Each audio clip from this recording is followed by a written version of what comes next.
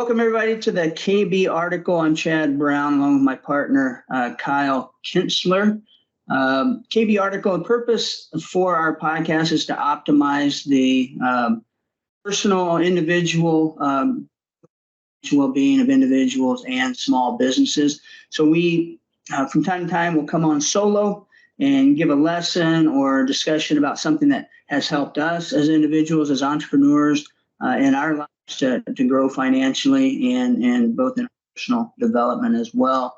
And then we'll oftentimes bring on guests to discuss kind of their story and some lessons that they've learned along the way and approaches they take to their business. So without further ado, I'm excited to announce our guest today,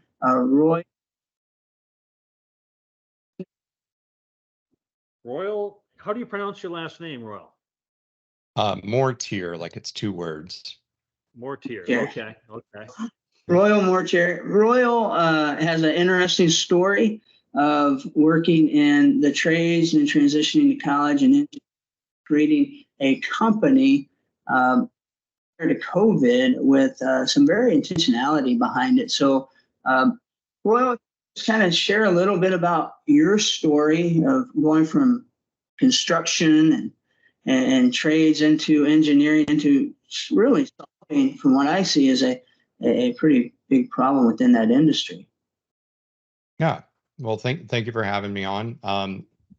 So really kind of started in construction at 15 and worked my way up through until I was working directly for a builder developer. Really was coming into a time when home construction was hitting my first initial bubble, when I'd be old enough to, really recognize it and know that about the real estate market.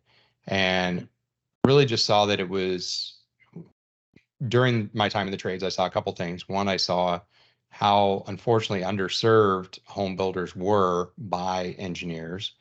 And there were engineers that got it and there were engineers that didn't. And most engineering firms just kind of took on residential jobs just to take on residential jobs and applied a lot of their standards and other stuff that really more pertain to the commercial level.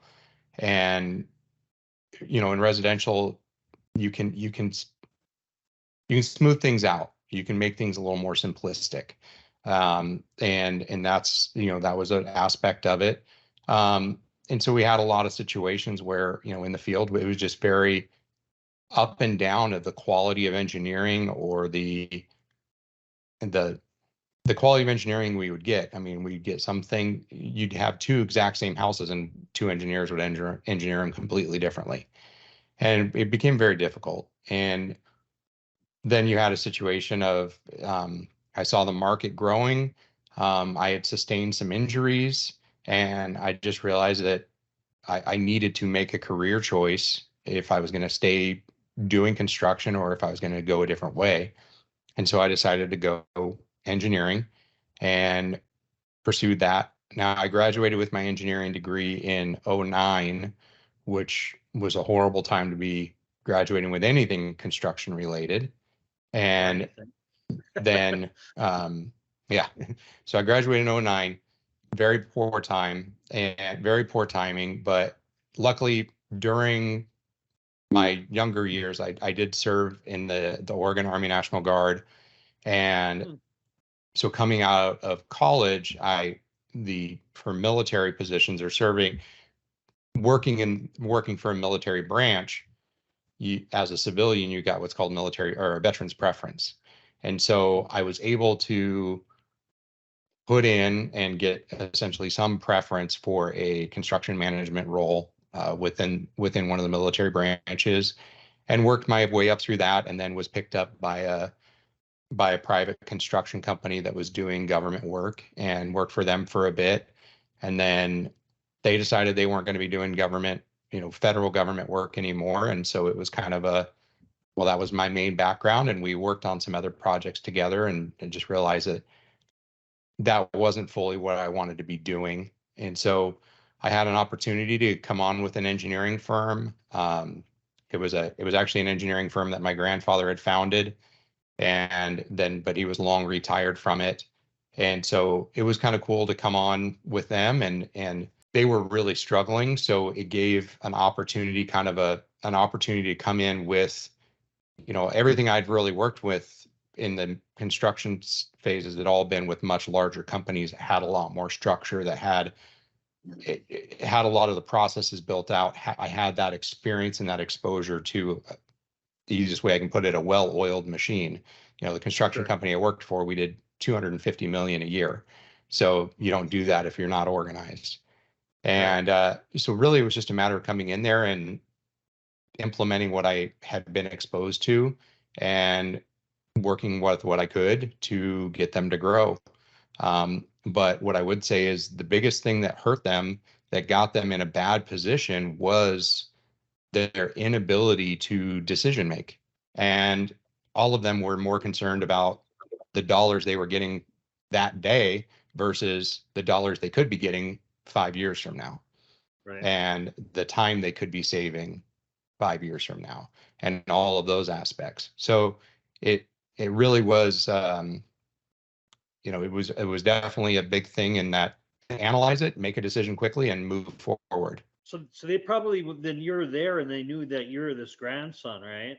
Within the organization type of thing. And Yeah. then you go in there with all this background. And so you got to, it's kind of, for you, that's kind of an uneasy situation that you're walking. So you're kind of on pins and needles a little bit.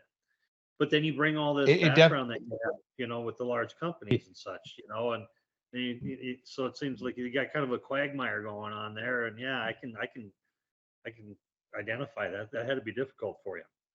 So it was. Like maybe you weren't with those guys too long then, or are you past them now, or is that where you're at right now with that organization? No, I'm past them. They were a design engineering firm, and they also were a third-party building department.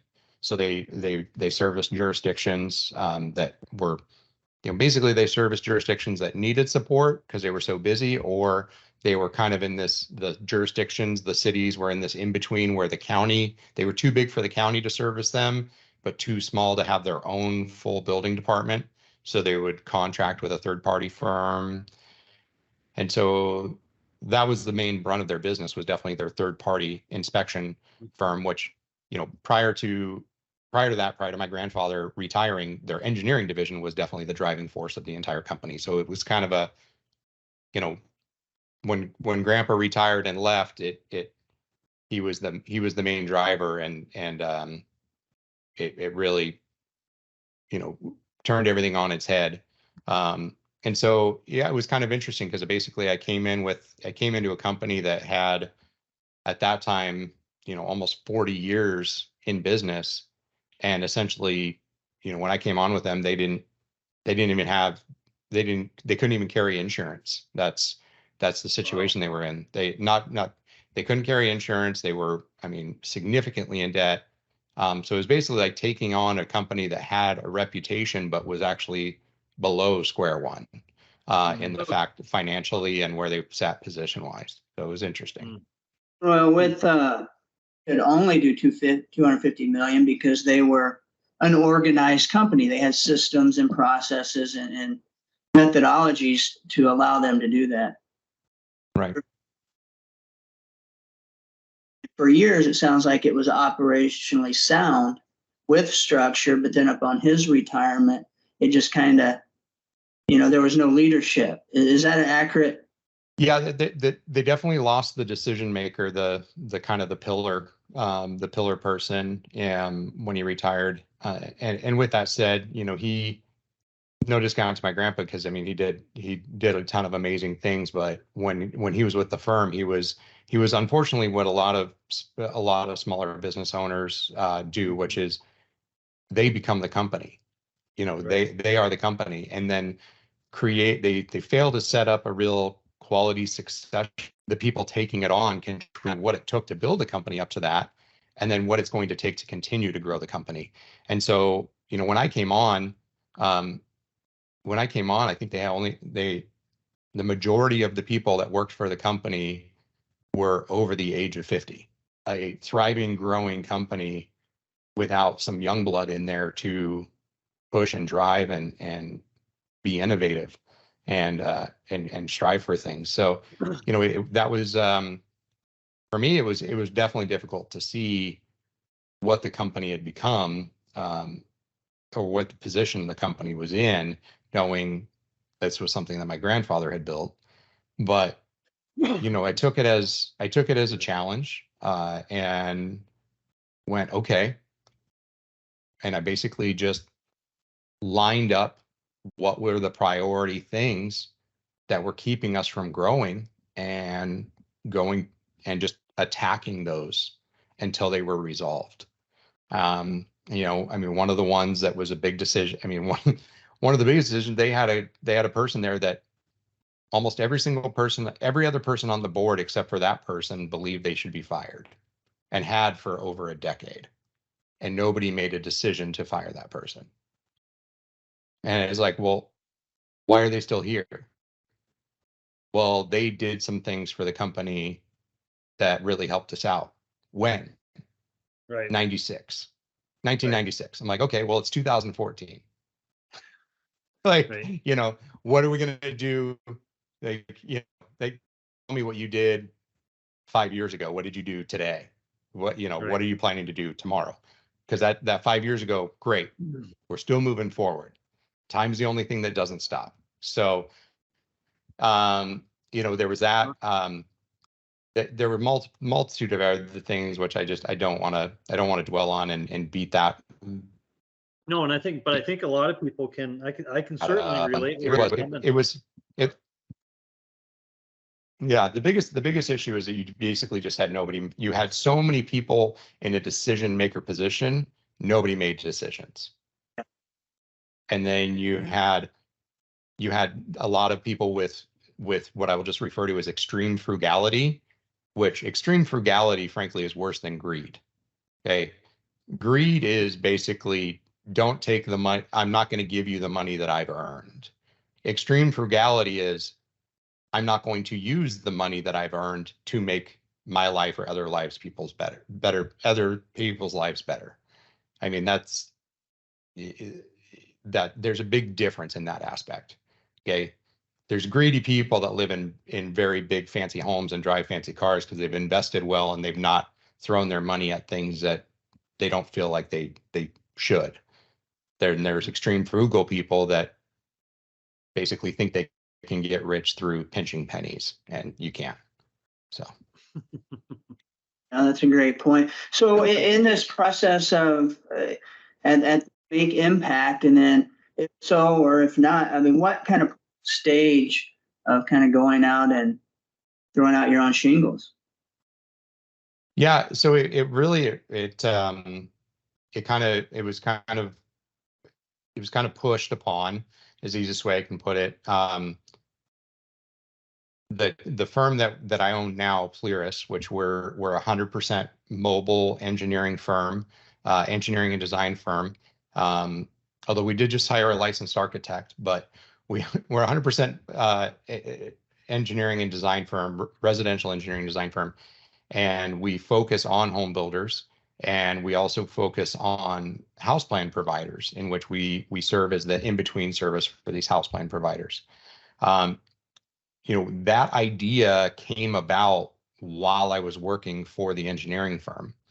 And the starting of this idea and the starting of the company was actually to be as a subsidiary to the engineering firm. Because we had taken that engineering firm, and being in the position that it was in, where it was grossly in debt, barely making a profit, you know, seriously aging staff. And we had grown that company in a matter of about 3.5 years to having no debt, having multiple, I mean, over half of the staff was under the age of 30.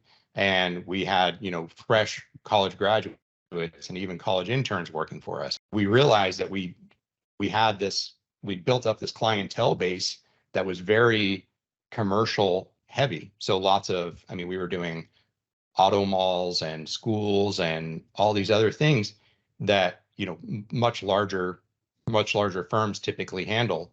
And we had found we found some clients that were willing to trust us and give us the opportunity to do it, and we did well at it. And so, but with that said, for us to get to that point, I had to take on anything and everything for work that people would give us to try and create revenue. And with that being, we started servicing these home builders, and I found that a lot of these home builders were still being grossly underserved by engineers. What is that when you say that? And when you say that, Royal, because you've brought that up a couple, 3 different times. I was going to ask the first time on it, but yeah, help explain that kind of what is that kind of maybe sets you apart different than the typical engineers working with home builders. Right. So a lot of engineers, whether it's an architect or a house designer, they send an engineer a set of plans, and the engineer rolls through it and basically has his protocols and processes and calls out what he feels is necessary based on the imposed forces. And I mean, that's what we're trying to do. The easiest way to separate it is architects make it look pretty, engineers make it stand up. And structure-wise, right? A lot of it. Yeah. Yeah. Okay. So what happens is you get a situation where a lot of engineers, they're diving into it to such an nth degree and accounting for all of this, trying to resolve this, instead of looking at the entire structure of, okay, wait, I've got these walls here that will resist this, and these walls here that will resist that.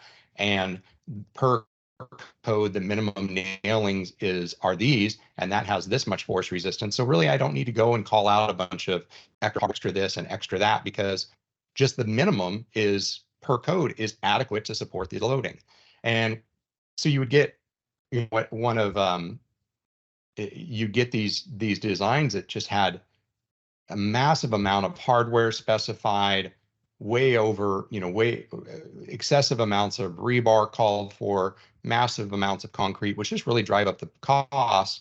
And then also these engineers just had no way of streamlining their processes. And so a home builder would submit their set of plans, and it could be months until they get them back. And your design for the concrete blows my concrete budget. Why is all this hardware needed? I did this house a year ago and the beam was this size. Now it's this size. What changed? And so you had to work with where we're different is that when we start with a builder, we literally sit down with them and we have a 3-page SOP, and it starts at the dirt. And we go, okay, how do you guys form your foundations? Great. What's your typical number of rebar? Per the code, we can do this minimum number of rebar in the foundation. Do you guys want that, or do you want more rebar? Okay. Now we're going to go to the wall framing. What's your guys' typical wall framing? You can use 2x4s in the garage, or you can go 2x6. And we literally go through every aspect of the home construction. So that way we have this SOP developed of, this is how they typically want to build their foundations. This is how they typically want to build their walls. This is their typical floor systems. This is the hardware that they like to use. This is their truss vendors. So we can work with their truss vendors and optimize roof designs. And so we go through and we really work with them to not only get their projects to where they're engineered to support the loads, but they're also cost and constructability efficient. And we do that and we go in that depth.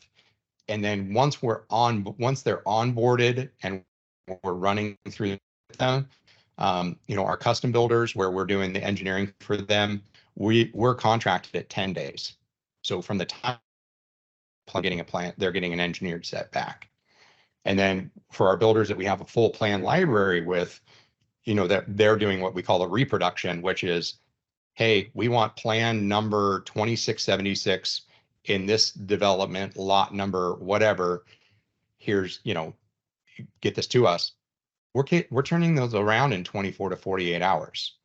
And so that's what I mean by basically doing it to where we saw a need, we're filling the need, and we're doing it efficiently, and we're doing it very efficiently for the client. And that's what I mean by builders were being underserved by other engineers. Sure. No, that's fantastic. So I think your background that you have working with those other larger companies, and you talk about processes, people, they look at myself like I'm not a process person, but way down deep down inside, I am a process person, because you got to have those in place in order to have a roadmap for everybody, right? So especially if you're trying to Right. scale, now you're trying to work mobile, and you have all your people working mobile and that type of thing. So if you didn't have those processes, in place, boy, that'd be awfully difficult. So no, congratulations to you. I mean, that sounds fantastic. That's a a long way. No, thank you. No, it's an awesome story, and I know you're successful at it. But essentially, what you did is you cost most times through the process and engineered a solution, and now it's just like clockwork, and that can fit with so many other type businesses, right? We sometimes make things harder than they really can be. But you stepped back, looked at the overall picture and the inefficiencies, and created a solution. And like Kyle said, and we mentioned before, this right prior to COVID, with the intentionality of being a mobile business. Can you go into that just for a little bit and kind of tell us why you did that? Was that a lifestyle thing? Was that just a need for employees to be everywhere so you could recruit? Why did you do that, and what was the intention behind that? Yeah, so it was interesting with my prior firm because we had, with us being a third-party building inspection company, we service cities hours and hours away from our headquarters. And so we had remote workers. And what I always thought was interesting is, my in-office workers and my engineers especially were paid more, were given tons of freedom throughout their day, but they had to come into an office. And then their office, the average cost per head in the office was something like $2,200 a month per desk space. That's a significant amount of overhead. That's over and above their salary and everything else. And then you had the situation of you asked for anything over and above, and it was like pulling teeth, and they weren't as happy. We'd give them bonuses, and they would almost scoff at the size of the bonus, and it was just really off-putting. In that it was rough. Is the easiest way I can say it. And then I compared that to the people that I had working remotely, who were typically oftentimes waking up at 5 a.m, getting on their computer or jumping on we had a computer log system where basically people could submit their inspection requests to.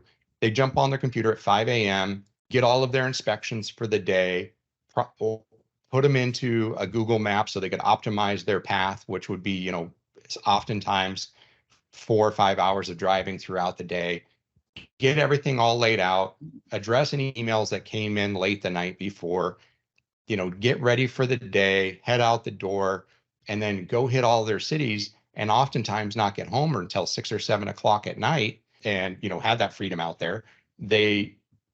Our profit margins on them were far, far higher. And, if I asked them for anything over and above, it was no argument at all. They would put in the extra work. They would work on the weekends. It wouldn't even be a question. And they would work late nights. And if I gave them anything, they were massively grateful. And so it was just this massive separation of personality. And it was of just how they reacted. And I was like, well, is this I'm an engineer myself, so I don't want to bash this. I'm like, is this an engineer entitlement thing? Or is because, hey, I got a degree, so therefore I feel like I'm better? Or is this just because, hey, I'm actually able to have some work-life balance and be at home and do these things? you know, and Feel like they you're would just be able to, if they had to do extra work, they could kind of fit it in during the day or during the night with their other stuff that they wanted to be doing and do these things.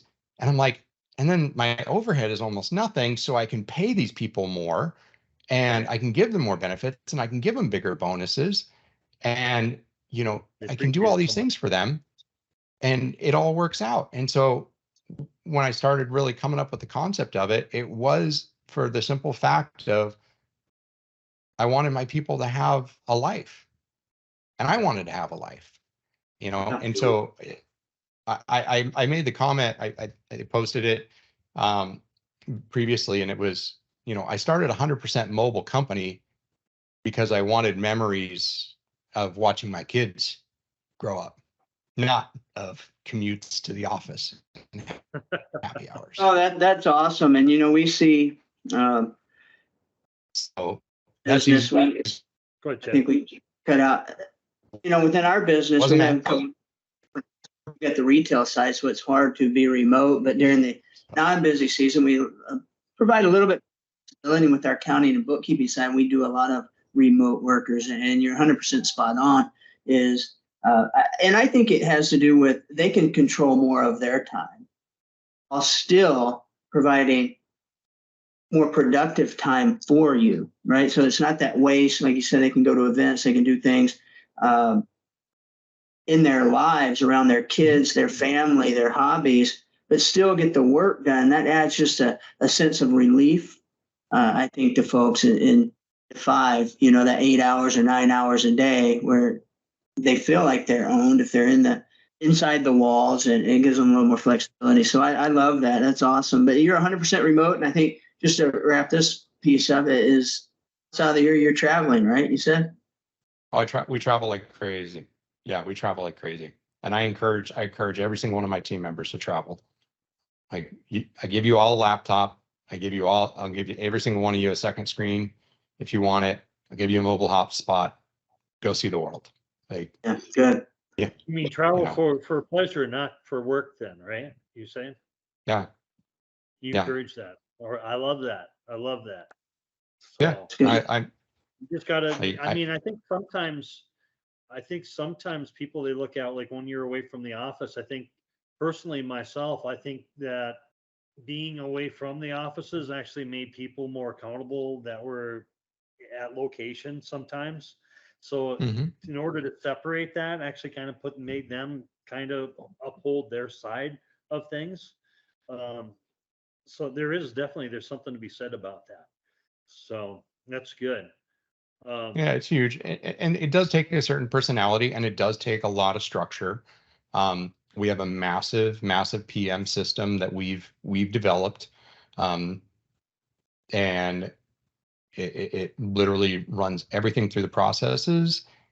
But I mean, literally every single person knows exactly what their next task is once they're done with it. And if something jumps in the priority line, we're able to go in and adjust that. The communication with our team is exceptionally well. Way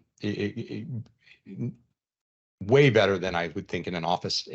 They can bring it up on their screen. I can see their screen. I mean, we just pinpoint everything, and it makes it so much more efficient. And like I said, I've got a single mom that works for me. She's got 2 kids that are highly involved in sports. She hasn't missed a single sporting event. You know, Nice. she's a runner. She hasn't missed a single marathon she's wanted to run it. I mean, it's that kind of lifestyle. Right. So No, that's Why would awesome. anybody want to go anyplace else? Yeah. Right. There's something to be said about that. That's for darn sure. Hey, I was before we, I was going to ask you about the 4Fs and stuff like that you want to elaborate on and stuff. I didn't Oh know yeah. exactly what they were, and I was going to write them down, and I looked to see what the 4Fs were, and there's a lot of different 4Fs. But what are your 4Fs that you go by for your lifestyle and stuff? Oh yeah. So I'm not going to take full credit for it because it's really, you know, it's a situation of I'm part of a men's group and it's something that we prioritize. We prioritize a lot, and that's fitness, family, finances, and future, or you know, future/freedom, as I put it. So you could kind of say there's 5 Fs, but What we talk about is, fitness is number one of that, because if you don't have your health, none of the other stuff matters. And so, if you're not healthy, you can't make more money and you can't spend time with your family. So you don't really have much of a future. So, Right. So fitness is definitely number one. Which, Chad, I saw you're keeping up on the 100 burpees a day. So that's awesome. But I had to throw this out there, full disclosure for everybody. I am doing 100 burpees a day for maybe 100 days. Royal put that challenge out there when evidently the universe was telling me I needed something to get off my rear after doing 75 hard on, and then put it on 10 pounds during our busy season. So yeah, I'm on day 32. Are you still doing that? Yeah, I had a super hard leg workout and literally been doing the shuffle. So my legs are finally back under me. So I missed 2 days, but I'm going to play catch up. It's a grind. I'll do 100. Yeah, I'll do 150 to 200 for the next couple of days to get caught up, and then be back on the path. But somebody asked me, said, about the burpees, and because they saw I was doing the challenge, I said, man, they never get, they might get a little easier, but you dread them. It's not something you really ever look forward to. They said, well, why do you still do it? I said, because I'd much rather do something I'm not looking forward to do than not complete it.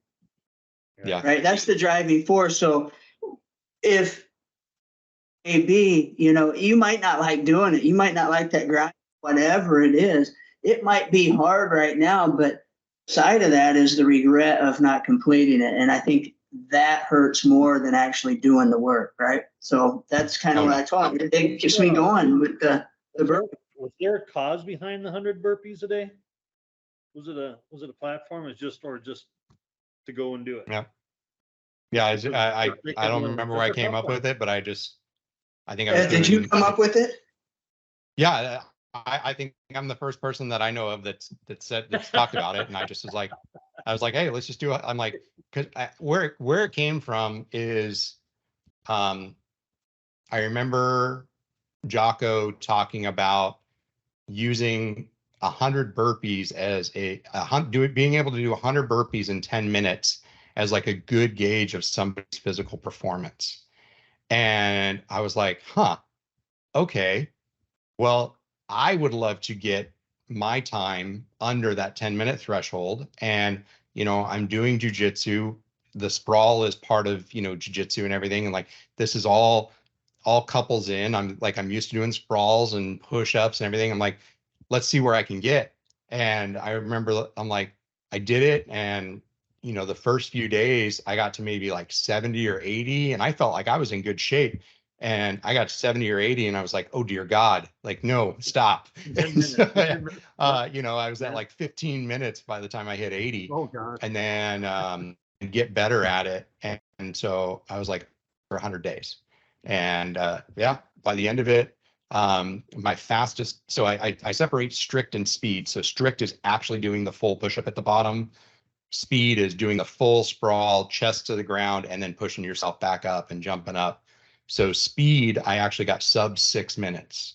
And strict, I think my fastest was like 7 minutes and 13 seconds or something like that. So describe that again, the speed versus strict, just for my knowledge. And I didn't know anything about and I'm going to hate you for saying that, because now it's going to be like, okay, you've done it for 32 days, but you haven't timed yourself yet. So you're right. Yeah. What is the speed and the strict again? Speed was the push-up, so strict is basically you drop down into a high plank, you do a full strict push-up, and then you jump your feet back up and do your jump. That's a strict. A speed is you jump and you basically, like a wrestling sprawl, you go all the way chest to the ground, and then you push yourself up and jump. Huh? Well, it's kind of like the football drill. Yeah, so you just 6 full minutes. sprawl all the way chest to the ground, no down. 6 minutes. Yeah. Yeah, I was flying. Good for you. Good for you. Yeah, that's awesome. But now I just got to get back into it to where I think I can still do. I'm sub 10, but I'm barely sub 10. Yeah. See, I haven't timed. I've been doing it as part of circuits. I'll do like 5 sets of 20, but in my circuit, I'll do 5 burpees, 5 jumping jacks, 5 air squats, 5 jump squat, whatever it is, and then I'll just kind of repeat. Yeah, and that's done within like 20 minutes. But now you got me excited. But now I got something else, and Kyle's here to attest to it. That now he's going to hold me accountable to it. I want a recording of you. I mean, that'd be great. See how long it takes you. Do a recording for the full 100, and then 30 days later. All right. My most at one time was, I think, 50. Was 50, but then it was hard to do the others. But anyway, let's move on. We're talking enough burpees. We like that stuff. So fitness and then and finance. Yeah. So it all starts with the fitness. So fitness, finance. Yeah. So fitness first, definitely fitness, because you got to have that together. Really, family is number 2, because the fact is you got to have your family together. You got to have your family in order, and the family is what's going to give you everything else to push forward. Because if you don't have your house in order, how are you going to get out there and make money? How are you and your spouse going to be on the same page to invest correctly, to where you're supporting each other and you're understanding and knowing where you guys want to be putting your money in? And so, the finance comes number 3. And then if you've got your fitness, your family, and your finances in order, well, guess what? That's the quality of your future and your freedom. So that's how that goes. Oh, I love it. You also mentioned a concept kind of when we were talking before, decision-making process that you go through, called the profits model. Can you describe that briefly? Yeah. So there's two things that I do, because I get sent, I get sent easily 50 plus real estate deals a day. I mean, the easiest way I can put it, and I'm willing to invest in real estate nationwide. And so it's you got to have a quick way of analyzing them, to things that really spark your interest. I mean, anybody can put everything into a spreadsheet, but the fact is you got to have a quick way to sift through them. Not to mention, I run this business, and I've got a development company, and I've got a family that I'm very involved in, and multiple other things. I got to be able to make decisions quick, and especially with as many people. I mean, I've now got people on my team ranging from the West Coast to Singapore. I've got people on different time zones. I got to make decisions quickly for them as well as for our clients. So the first part of the decision making is hell yes or no. There is no maybe. There's never a maybe. If it's a maybe, it's a no. There's never been a time ever in my decision-making process where I went into it as a maybe, wasted the time, then tried and then not regretted it later. So hell yes or no, and that's just what it is. So I mean, that gives you a very, very quick, just cut right through it. Too many people hang out in maybe land, and they waffle and they think, oh, well, we could do this, or oh, we could do that, or oh, we could do that. Cool, pick one. Because the law of physics, I hate maybe land. Yeah. Oh yeah. Maybe land is Death Valley. That's where decisions go to die.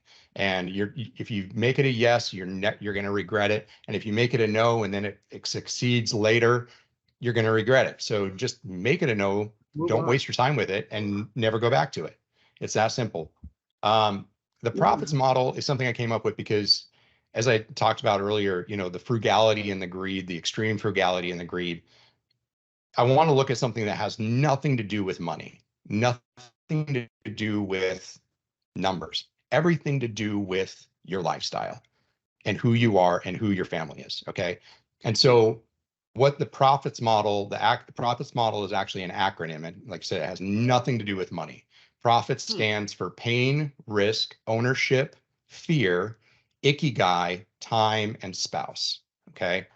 So pain is as simple as, how much am I going to have to put into this? Right. What is my pain? What is my pound of flesh that I have to put into this? You can weigh that. I typically weigh that in time, because my time is the most valuable asset to me. I typically weigh that in time. I don't weigh that in money, but it's what I have to put into it.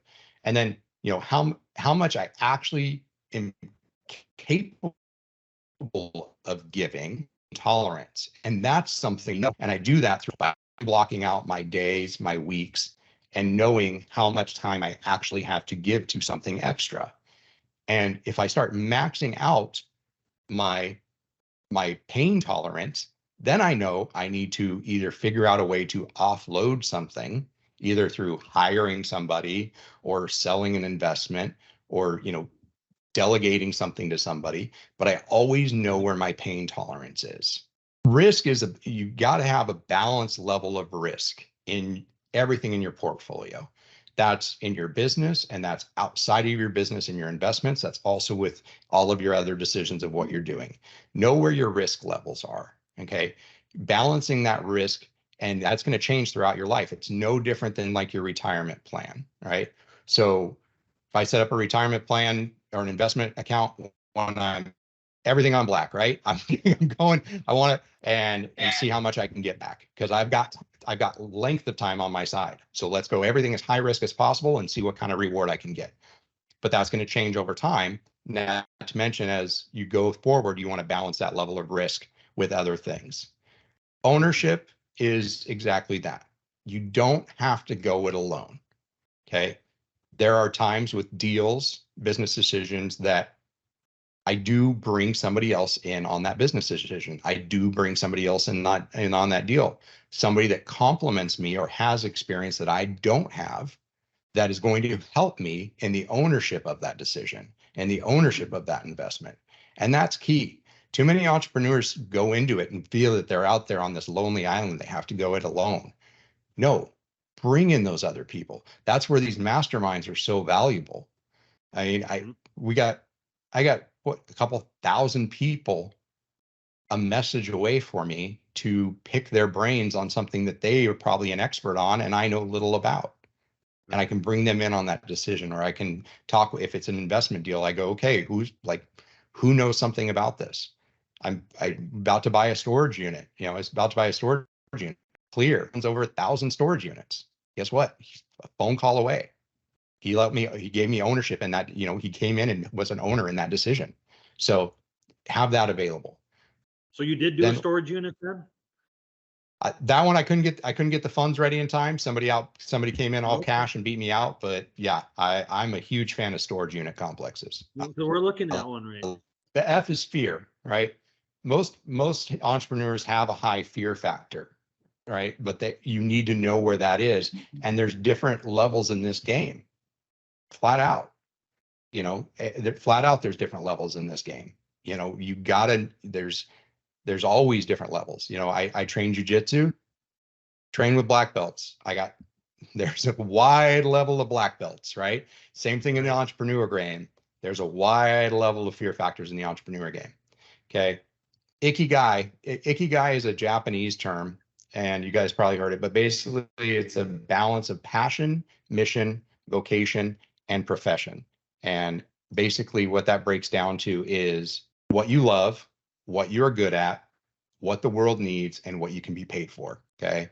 So when I started PLIRIS was my ikigai, right? I love home construction. I love construction.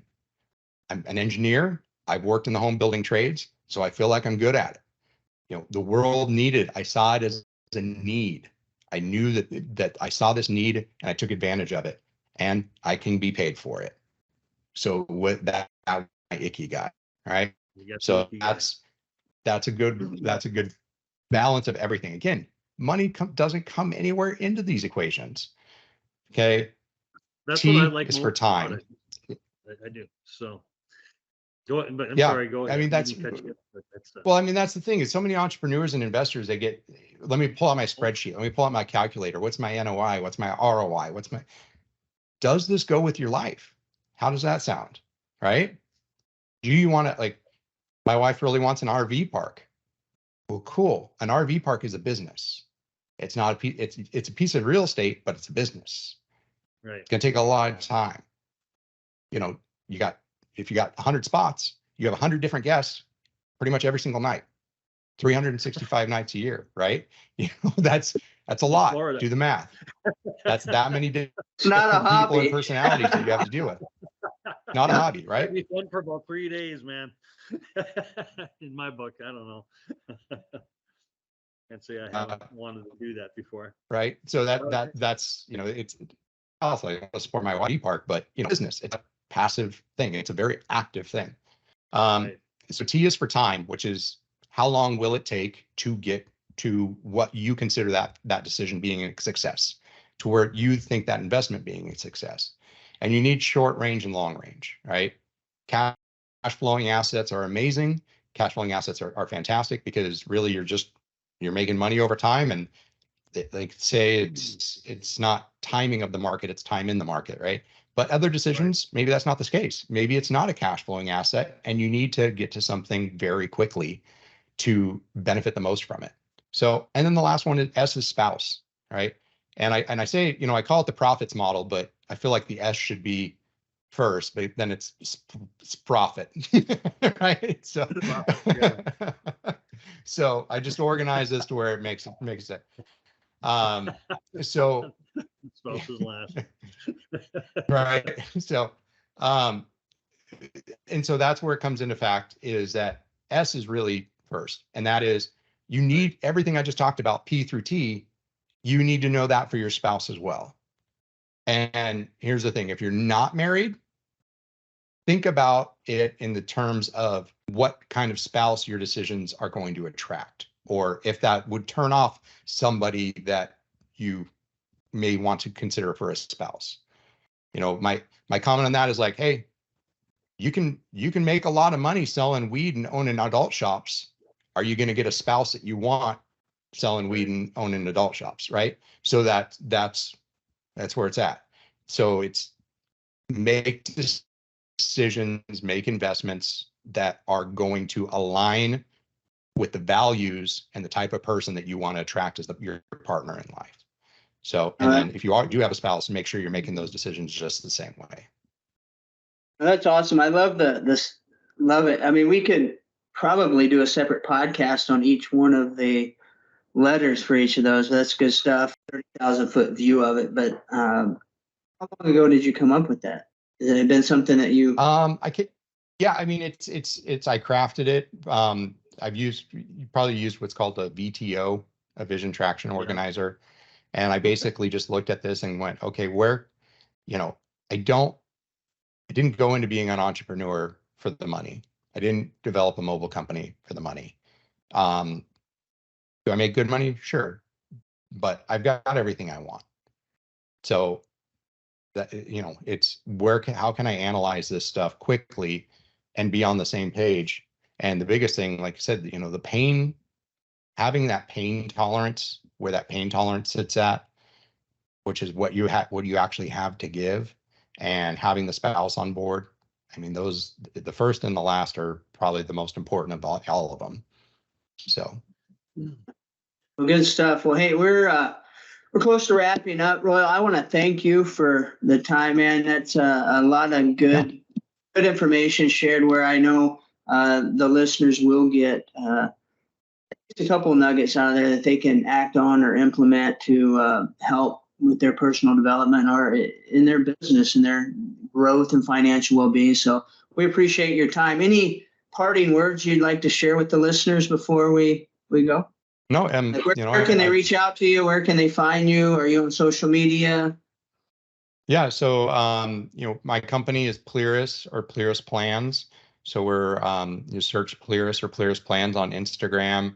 We're on Instagram or Facebook. We're launching our own podcast here shortly called the Build Better Homes podcast. And we'll be talking a lot, not only about home construction, but also just your own personal home. You know, how do you lead a home better? How do you prepare things financially? We'll obviously be talking about the profits model. You know, and then if you want to, if you're a home builder or you're looking to build a home, feel free to look us up at plirisplanz.com, and we can gladly help you there.